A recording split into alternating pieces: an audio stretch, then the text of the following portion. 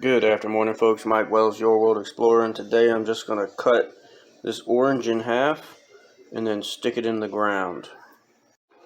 There you have it. Now all the seeds are all throughout this orange pulp, and when you open it up like this, they should be able to grow freely out from the actual orange half. So I'll put it down into the hole like this. There's my hole. Very simple.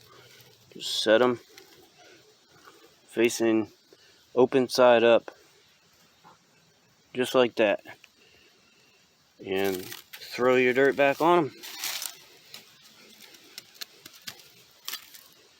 And what you'll see coming up in a little bit of time are orange trees. Now I'm going to go ahead and put this little protector over top of my spot so the bugs, or not the bugs, but the critters, like the rabbits, coons, squirrels, you name it, don't go digging. Don't forget to like and subscribe. Thanks for watching. Have a great day.